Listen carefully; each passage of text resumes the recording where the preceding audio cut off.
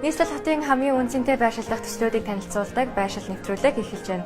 Энэ удаагийн дугаарт бид зайсан толгойд байрлах соёл амралтын зайсан хил зохицолборыг онцлон танилцуулах болно.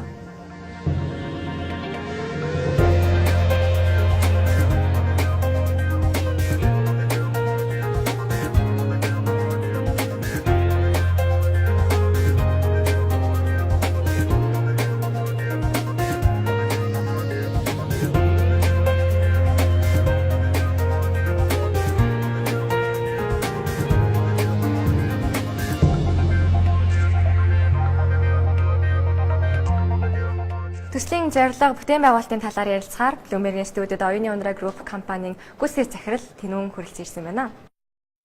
Юуны өмнө Оюуны ундраа группийн хувьд анх энэхүү төслийг бас хэрэгжүүлэх болсон шалтгаан юу байсан бэ? Энэхүү сэтлийг бас анх хаанаас авч ирсэн бэ? Энэхүү төслийг хэрэгжүүлэх болсон нэлээд олон шалтгаантай байгаа.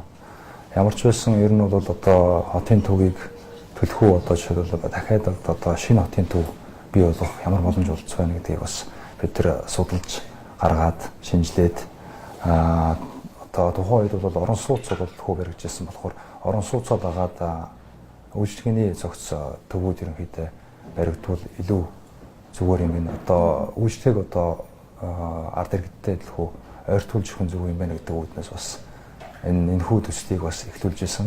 Мөн энэхүү төслийн одоо гол зорилго нь бол мэдээж одоо энэ улс их орны нийслэл хот Улаанбаатартаа бас аялал жуулчлалыг дэмжих, аялал жуулчлалын одоо бас тодорхой аялал жуулчлалын одоо жишээлбэл энэ зах зээл дээр тодорхой хэмжээний одоо бас байр суурьтай болгоё.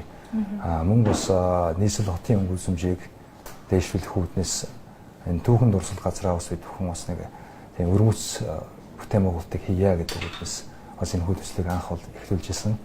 Мөн энэхүү төслийг эхлүүлж явах явцд бол бидний зүгээс бол одоо яг юу байх уу гэдэг зүйлийг бас нэлээд төлхөө судалсны үр дүнд бол ард иргэд зориулсан нийт одоо дотоодын болон гадаадын аялал жуулчлалд зориулсан үйлчлэгээ бүтээгдэхүүнүүдийг илүү төлхөө хүргье гэсэн үднэс.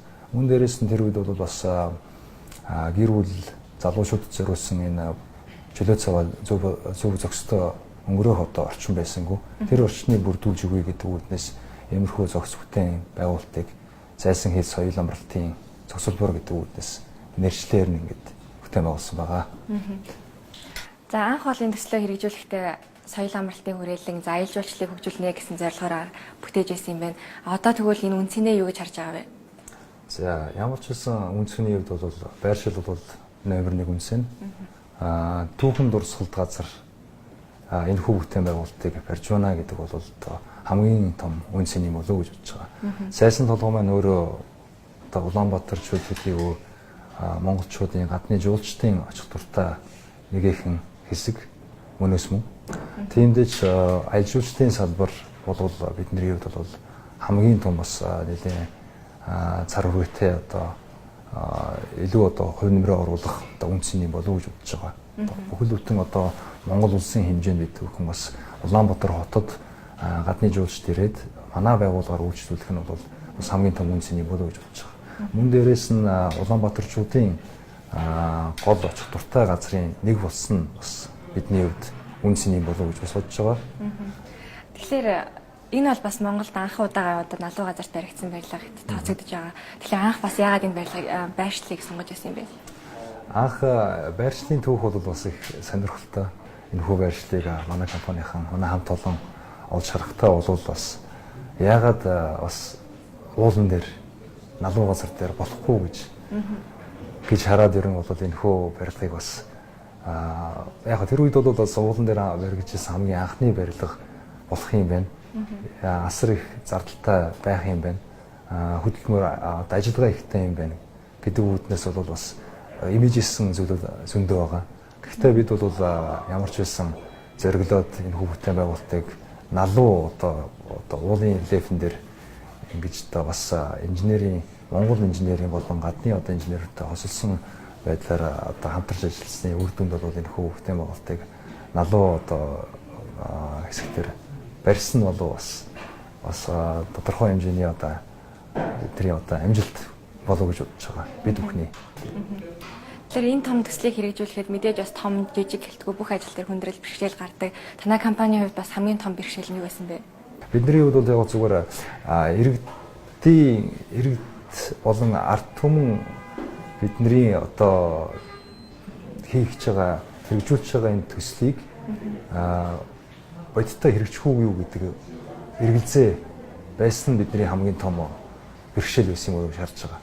Одоо энэ оюуны ундраа группийнхан яг энэ ярьж байгаа хэлж байгаа шиг хийх үү юу гэдэг л эргэлзээ асар том бэрхшээл байсан байх гэж бодож байна. Тэгэхээр соёл амралтын зайсан ил цогцлборыг бас бүтээж байгуулахад хэдийн хэмжээний хөрөнгө оруулалт шаардагдаж байсан бэ? Нийт төслийн хүрээнд бол бидний бас тооцоолж өгөөгүй эрсдлүүд нэлээд гарсан. Үүнтэй холбоотойгоор бас одоо ч гэсэн бид хүн хөрөнгө оруулалт хийгээл явж байгаа. Гэхдээ ямар ч байсан бид бол энэ хүү төслөө амжилттай дуусглаа. Гол нь тэр л баг миний бодлоор. Тэр бол бидний хамгийн том хөрөнгө оруулалт. Энэ хөрөнгө оруулалт нь бол одоо бас энэ дурдаад хэлэхэд бол 100% үндэсний бүтээн байгуулалт 100% үндэсний хөрөнгөөр боссон бүтээн байгуулалт шүү гэдэг энэ үнэтэй дурдмаар байна. Та бас түрүүн 100% дотоодынхаа хөрөнгө оруулалтаар гэлээ. Боловсон хүчний талд бас ямар байгаа вэ? Боловсон хүчний тал дээр бол мэдээж ойролцоогоор 5 жил 6 жилийн хугацаанд бол нийтдээ 4000 гаруй ажилчид ажилласан байгаа. Ойролцоогоор 200 гаруй компаниудтай гэрээж ажилласан. Түүнээс 95% нь бол монголчууд. 5% нь бол мэдээж бас нарийн мэрэгжлийн ажлуудыг бас гадны байгууллагуудаар хийж гүйцэтгүүлсэн байгаа. Тэгэхээр бол үндэсний хэмжээний одоо том одоо инженеруудын баг манай төсөл дээр ажилласан нь бас илүү бахархууштай болов гэж бодож байгаа. Энэхүү төсөл маань одоо хэрэгжээд дуусаад ашиглалтандаа орсон байна. Харин цаашдаа ямар зорилгыг тээж явж байгаа вэ? Манай компанийн хувьд бол ер нь улс орондоо болж өгвөл энэ ард иргэдийн тав тухтай амьдрах орчныг ажиллах нөхцөлийг бас дээрээс нь ажилдаа тайлах нөхцөлийг бас бүрдүүлэх үүднээс зайсан ойр орчим төдийгүй хотын төвийг бас зайсантай холбох хүсэл сонирхол маш их байгаа. Одоо зайсангаас хотын төв рүү ороход бол ойролцоогоор нэг 30-аас 40 минут зарцуулж байна. Тэрийг илүү хэлбэрчлээд илүү одоо жишээлбэл дөрвөн болох үүднээс cable car project-ийг ер нь бол хийхийг маш их хэрэгжилж байгаа. Хийхийг маш их хүсэж байгаа.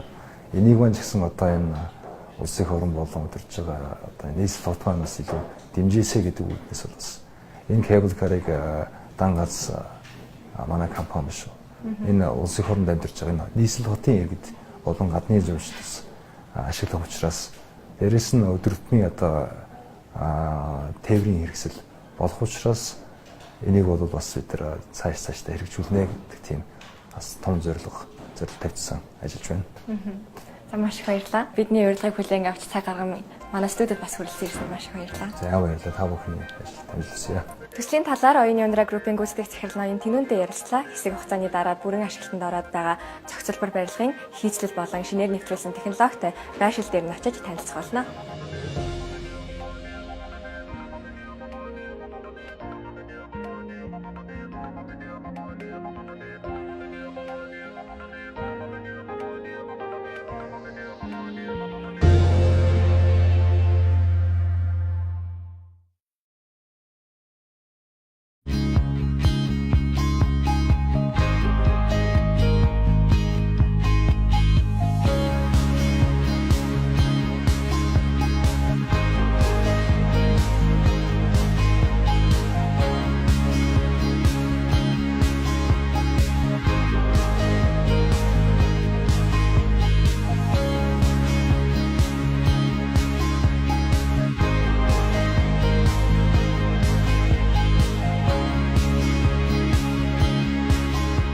За бид яг одоо зайсан хил цогцлборын 3 давхрын террас дээр зогсож байгаа.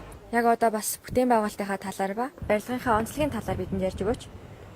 Манай зайсан хил соёл амралтын цогцлбор төв нь бол Монголын хамгийн анхны уулан дээр баригдсан, алуу газар баригдсан барилга гэдгээр онцлог. Уг барилга маань үндсэн барилга, өргөтгөлийн барилга, одоо концерт заалны барилга гээд 3 блокоос бүрдсэн нийт 10 давхар барилга байгаа. Шилэн фасад болон чулуун фасад ингээ хосломол фасадтай. Уг барилга маань төмөр бетон хийцэлтэй. Төмөр бетон аяган суурьтай мөн одоо хийцлээсээ шалтгаалаад газан суур хийж өгсөн байгаа бид нар. Уг барилгын зураг төслийг бол гадны болон Монголын инженерүүд бол хамтарч хийсэн. Монгол талаас бол зөвлөх инженерүүдээс хамтарч ажилласан байгаа. Мөн бас бид нар барилга архитекторын хувьд уг барилга маань яагаад цайвар өнгийн шилэн фасад одоо сонгож хийсэн бэ гэх юм бол манай барилгач өөрөө өндөрлөг газар байдаг тийм. Тэгээд дээрэс нь Улаанбаатар хотыг барилгынхаа дөрвөн талаар одоо толдон харах боломжтой. Зайсангийн одоо сайхан энэ байгаль тийм уул усыг ингээд хүмүүс хараад тийм ингээд байж их тэрийг бас бодолцоод бид нар барилгаа бол ийм цайвар өнгийн шилэн фасадтай төлөвлөж өгсөн байгаа. Оюуны ундраа группийн хувьд энэхүү төсөл дээр яаж хэрхэн оролцсон бэ? Бас хичнээн компанитай хамтарч ажилласан бэ? Манай төсөл нь бол 2017 онд ашиглалтанд орсон. Оюуны ундраа групп бол захиалагч компани. Оюуны ундраа Properties компани бол уг төслийн одоо менежментийг хариуцж явсан байна. Төслийн менежментийг хариуцна гэхээр бүр барилга угсралт эхлэхээс ахуулаад дуусан дуусталах бүх үйл ажиллагааг одоо зохион байгуулж гүйцэтгэгч нарыг сонгон шалгаруулахаас эхлүүлээд ажлын хяналтыг тавина. Ерөнхийдөө нөө инженерийн баг ажилласан. Мөн энэ барилга дуусаад цаашдаа ашиглалтыг мөн Оюуны ундраа Properties компани авч явж байгаа. Уулын налуу болон хадан хөрсөн дээр шаталж байрсан томоохон барилгын зураг төслийг Солонгос, Хятад, Монгол компаниуд хамтран гаргасан байна. Харин дотоод засалт байгалийн цэвэр чулуу, хулсан мод зэрэг хүний биед хор нөлөөгүй материалуудыг ашиглахыг зоржээ. Та түрүү интерьерийн шийдлүүдийн талаар ярьж байсан шүү дээ. Энэ талаар илүү дэлгэрүүлээч. Интерьерийн зураг төсөл дээр бол нэлээд сайн ажилласан. Юун дээр илүү анхаарсан мэй гэвэл одоо энэ төвөр үйлчлүүлэх бүхий л хүмүүсийн ая тав тух те эрүүл мэнд тэрийг бодолцож интерьертэй бид нар бол дандаа юм эко буюу байгалийн бүтээгдэхүүнүүдийг ашигласан байгаа. Жишээ нь одоо бид нар барилгынхаа хан, шал те бүхэл зүйл дээр бол байгалийн чулууг ашигласан. Одоо энэ гэхэд яг байгалийн цэвэр нөгөө харш чулууг бид нар одоо лоббиний хэсгээр ашигласан байгаа.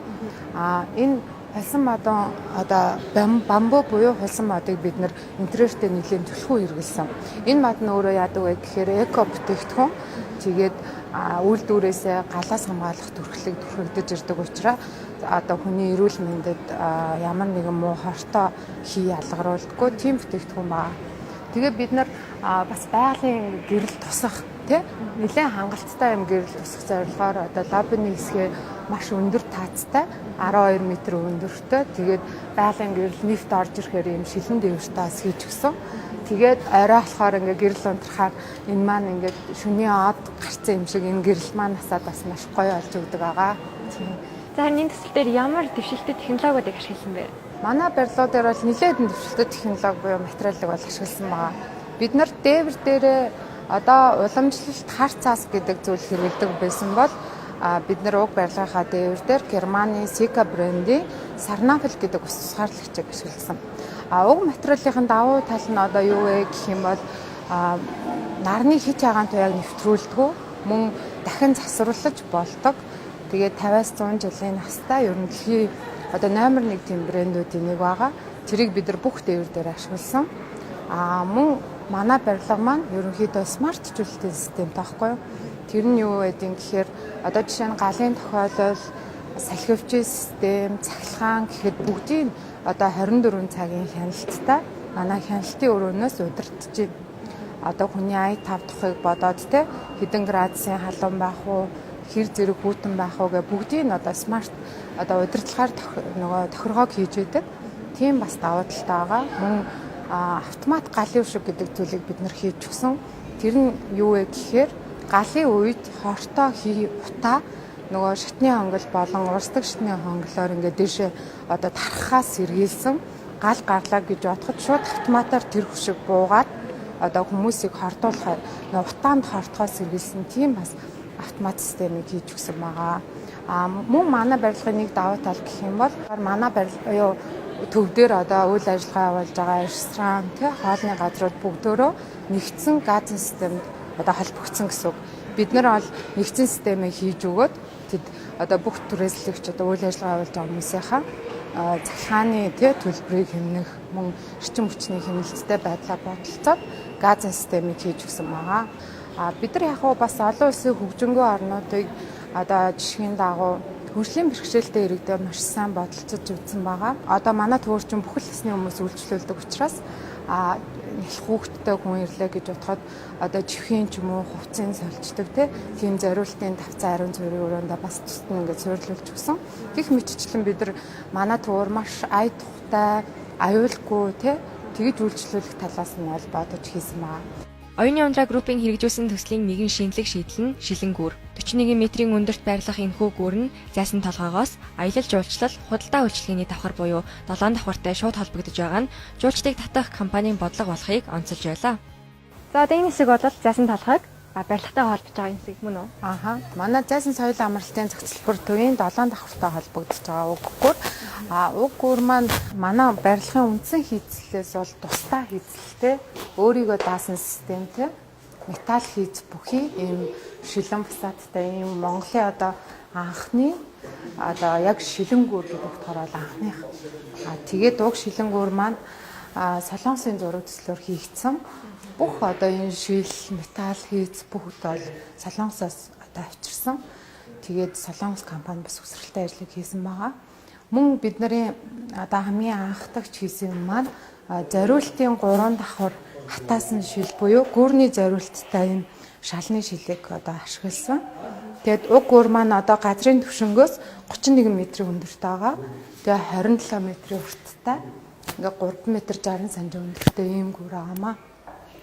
Тэгээ энэ нь бол ерөнхийдөө одоо манай барилга руу чөлөөтэй 7 давхраар нэвтрээд уг төвөр маар үйлчлүүлэх тийм одоо зориулттай хийсэн. Үйлчлэгээний байгууллагын хамгийн чухал хэсэг бол автомашины зогсоол, гадна тогтчлт гэдэг. Танай компанийн хувьд бол энэ тал дээр ямар шийдэл гаргасан бэ? Бид нар гадна тогтчлт дээр бол маш сайн одоо анхаарал хандуулсан.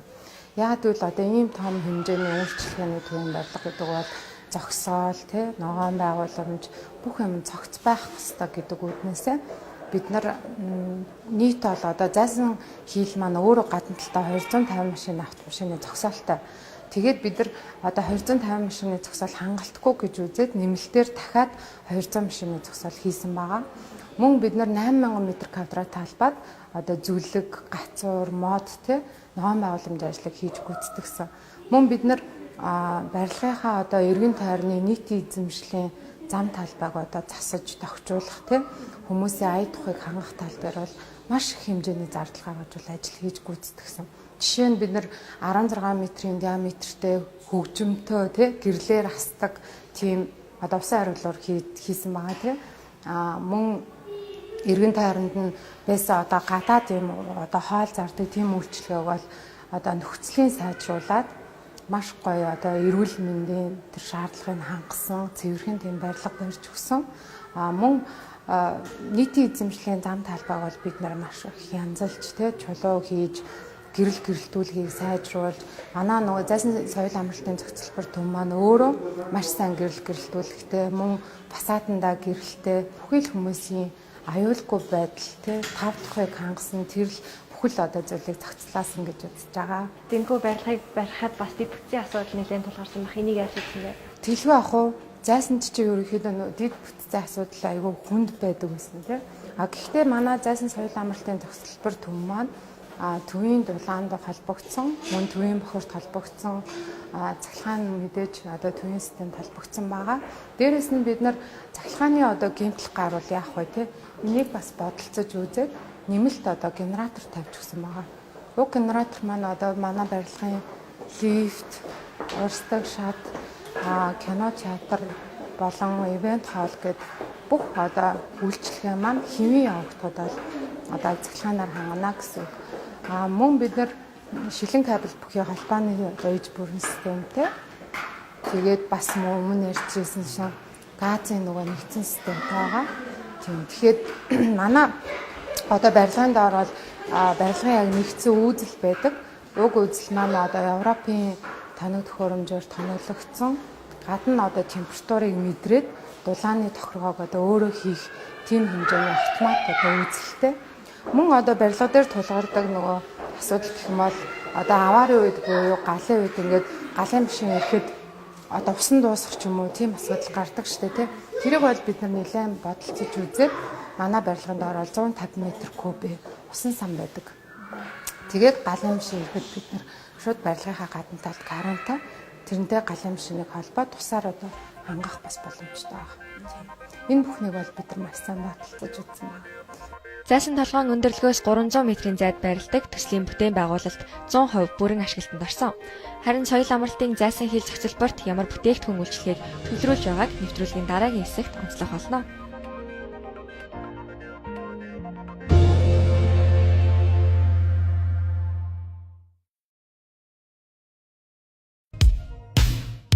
Нийслэл хотын аялал жуулчлалыг хөгжүүлэх салбарын хөгжлийг шин түвшинд гаргах зорилгоор болсон зайсан хил зохицолбор үйлчлүүлэгчдэд бүх төрлийн үйлчлэгийг нэг дороос авах боломжийг бүрдүүлжээ.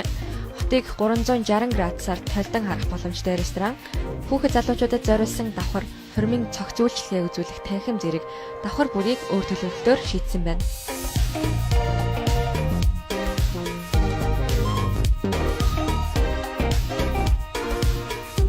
Зайсан хил зохицолборыг зориулж ирж байгаа үйлчлүүлэгчийн тухайд ямар үйлчлэгийг нэгэн дороос авах боломжтой вэ?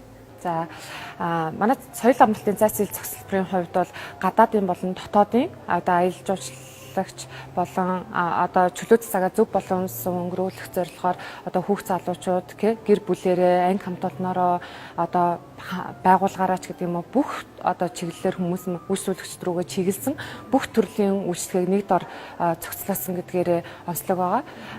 За үйлчлэгийг голлох үйлчлэгнүүдээс дурдах юм бол мэдээж манай хамгийн гол онцлог үйлчлэг бол Азийн сүлжээ Prime Cineplex гэдэг 4DX кино театрыг Монголд анх удаа оруулж ирснээр онцлог.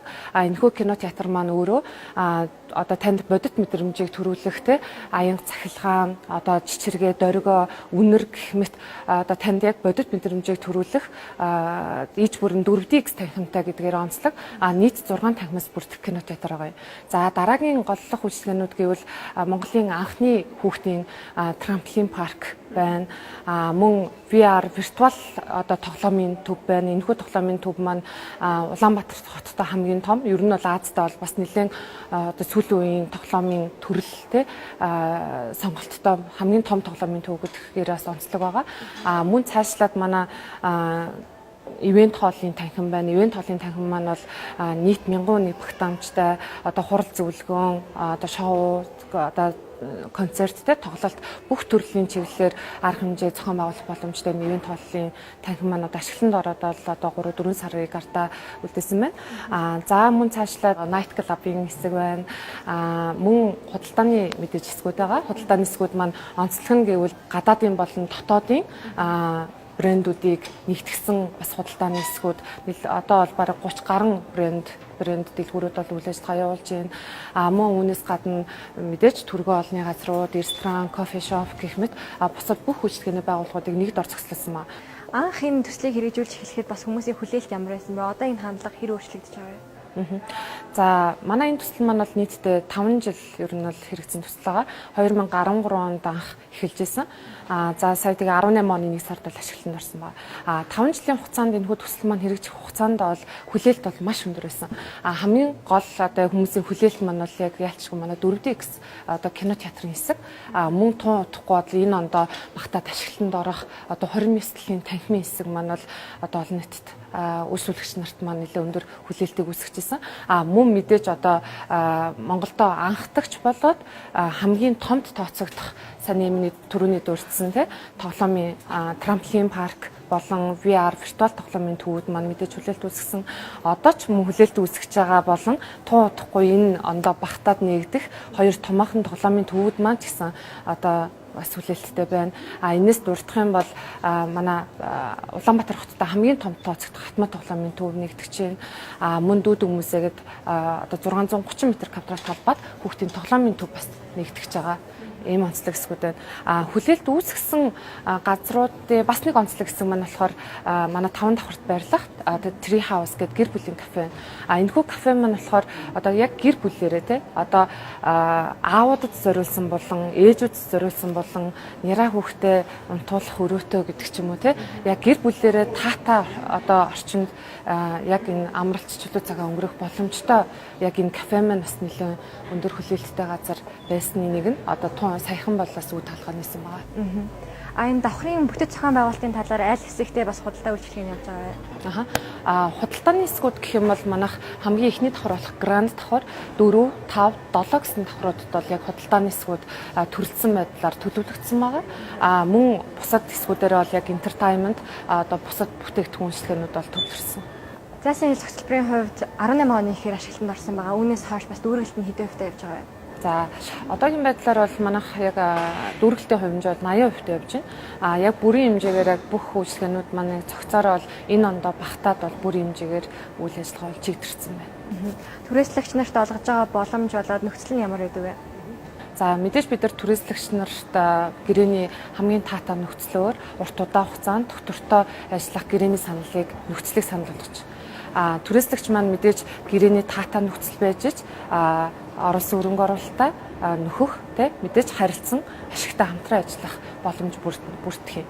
За түрээслэгч байгууллагуудаа манайхаас тавьж байгаа одоо боломж нөхцөлийн хувьд бол мэдээж менежментийн нэгдсэн бодлого тий одоо харуул хамгаалалт одоо нийт эзэмшлийн талбай одоо тав тухтай байдал тий цэвэр цэмцгэр байдал тогтчлт гэдэг юм бүх талаас нь бид нар бол яг олон улсын стандарт шаардлагад нийцэх хэмжээнд бол яг хөрөнгийн менежментийн үйлчлэгийг бол санал болгож байгаа. Үүнээс гадна бол мэдээж үйлчлүүлэгчдийн одоо амжилттай бизнес явуулах гол нөхцөл бол мэдээж хүний урсгал үйлчлүүлэгчийн тоо байдаг. Энэ тал дээр бол яг манайх байнгын яг анализ хийгээд явдаг. Бүх төв хаалгууд дээр бол манайх хүний урсгалын тоо мэдээллийг лазер төхөөрөмжөөр хэмжээд энэ тоон үзүүлэлтээр бас бид нар тухайн одоо яг хүний урсгал татах бодлого дээрэс нь яг маркетингийн идэвхжүүлэлт те ивент 7 хоног одоо 7 хоног бүр одоо ивент арга хэмжээ зохион байгуулах гэдэг юм уу энэ тал дээр бол нэлээд бас анхаарч одоо нэгдсэн яг төлөвлөгөөнийхэн дагуу бид нар үйл ажиллагаагаа явуулж